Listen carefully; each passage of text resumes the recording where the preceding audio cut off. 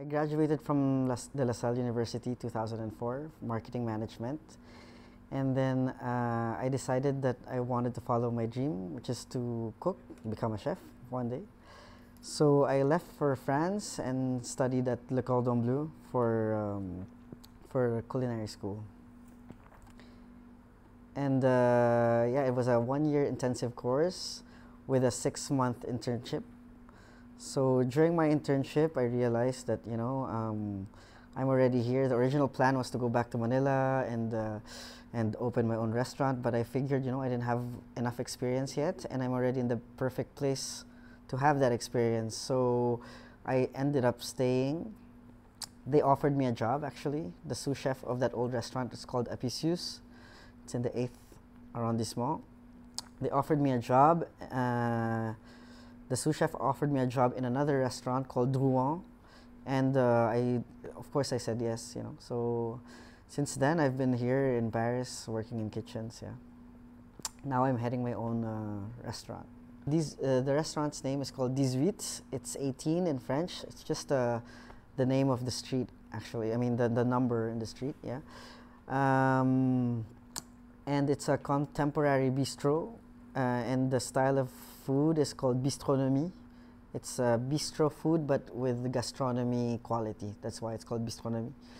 They had a culinary revolution in Paris maybe 5 years ago or even before that, where a lot of chefs said no to Michelin-starred restaurants. They wanted to create smaller restaurants, bistros, but with Michelin-star quality food. So, but the prices are a lot cheaper though. So this is kind of what the result of that culinary revolution in Paris. A lot of restaurants called bistronomie restaurants are now in town, a lot of them. And this is what we're doing. We work with a lot of good produce, seasonal produce, but very affordable prices. Yeah. For now, I want to concentrate on the project. We started April of this year. So thankfully we have a lot of good press, and we're almost full every night, so which is good. It's a good sign. And we'll see how it goes. Maybe it evolves. Maybe we can do another project.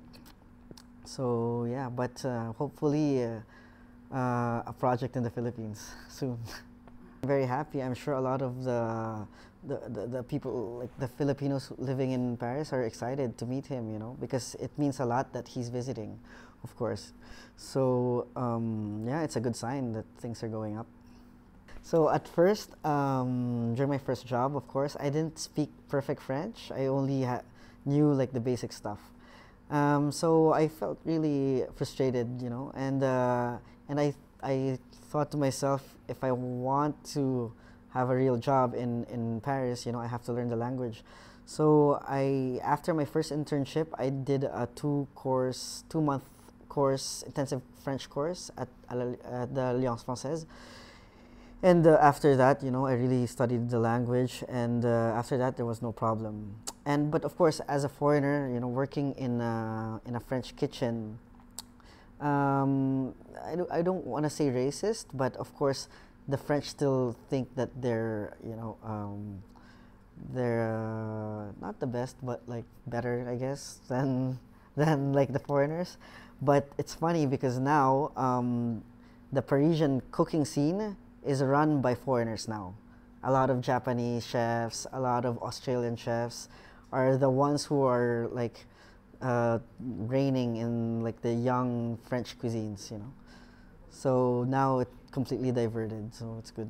I mean, I think it's a good thing, because back in my day there wasn't any culinary school. I had to leave my country, I love the Philippines, but I had to leave the Philippines to find a really good school. But then now they have Enderan or other really good schools there. It's by Alan Ducas as well, and they have really good opportunities there. If I had that in my time, I wouldn't have to leave.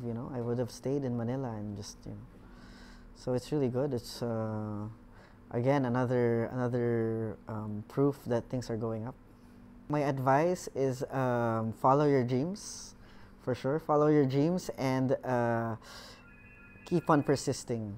Keep on persisting. Never give up, I guess. Yeah.